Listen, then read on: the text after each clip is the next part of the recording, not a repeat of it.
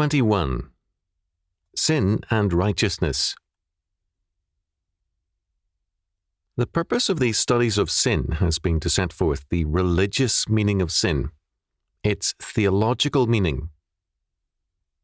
Too often, studies of sin concentrate on its ecclesiastical meaning, with modernists on its sociological and political meaning. In either case, the result is a very limited and humanistic emphasis, not a God-centered one. There are many areas of sin which have either not been discussed or have been barely mentioned. One of the contributing factors in our current inflation has been the indifference of the churches. Inflation is a form of theft. Modernists and neo-evangelicals have contributed to the rise of this evil by advocating solutions to social problems which require theft in the form of taxation. Evangelicals have contributed to this evil by their refusal to see it as a violation of God's law against theft and against just weights and just measures.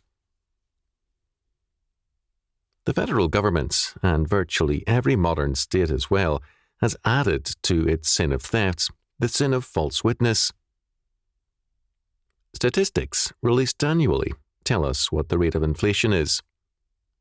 Supposedly, inflation in the 1970s was over 10% one year and below it 9 years.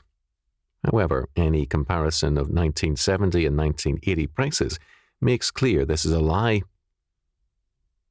A house I bought in 1971, sold in 1976, which was resold in 1979 and 1980, increased about 5 times in price, or a little more. Food and clothing prices also increased from 2 to 4 times, and so on. Does a lie gain dignity when released by a federal or state agency, or by the leaders of a church? If we fail to name falsity a lie, are we not accomplices in the lie? Psalm 50 verse 18 makes clear that silence before evil is consent thereto. Salvation from sin is Jesus Christ in his person and in his word. By his atonement, our Lord redeems us, and he makes us, moreover, into a new creation. By his law word, he shows us the way of holiness, his law, and by his Spirit he empowers us to obey him. No more than we can limit the lordship of Christ to the church and the inner realm, can we limit the scope of sin to these realms. Sin is total war against the triune God, and the war against sin must be waged in every area of life and thought. All sin is a violation of God's covenant with man. Sin, thus, is a breach of the covenant and requires restitution, both in the death of the offender and in the recompense of the offended. As Kenneth Greyston noted, the violator of the covenant becomes the debtor of the righteous who can claim recompense and vengeance.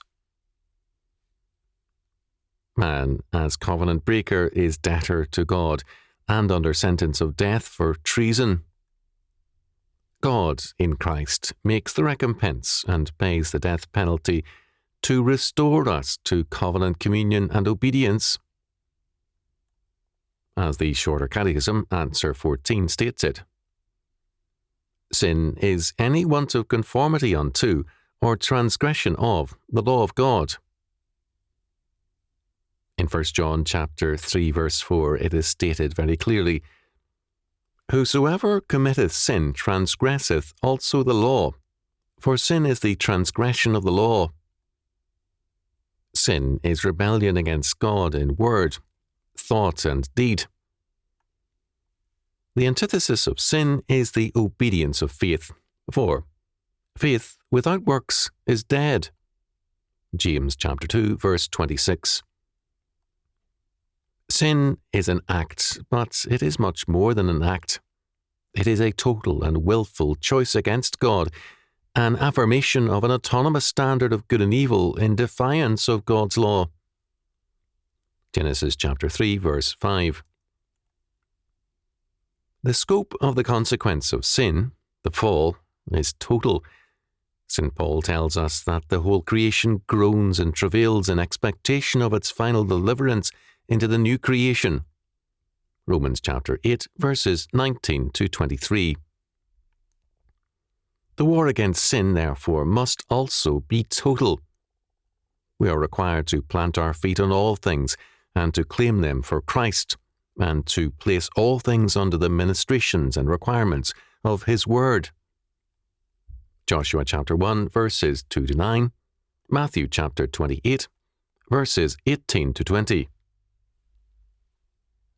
We have had, for generations now, a cheap view of sin. The meaning of sin has been limited and often trivialized, so that the seriousness of sin has been overlooked.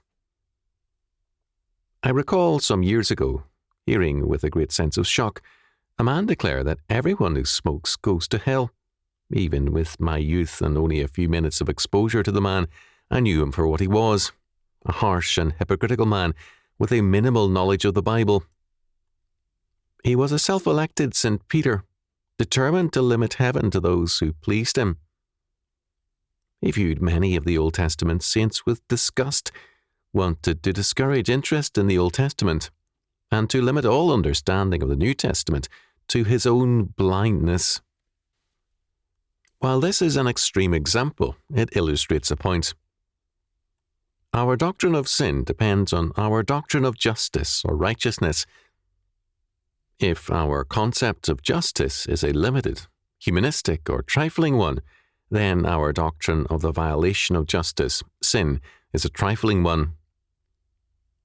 What antinomianism does is to deny God's definition of justice or righteousness, His law, and hence it trivializes sin. Where righteousness has a meager or a vague content, so too does sin. Paul uses the words adikia and asebia, as do others in the New Testament. Dike is righteousness or justice. Adikia, anti-justice, is used 27 times in the New Testament. The term is a legal word, rooted in legal process, and it has reference to God's law. Asebia means ungodliness. In Romans chapter 1, verses 18 following, Paul uses these two terms.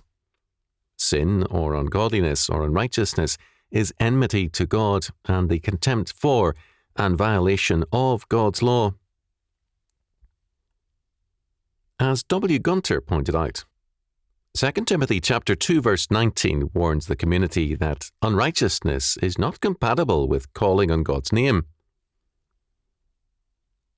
Let every one that nameth the name of Christ depart from iniquity.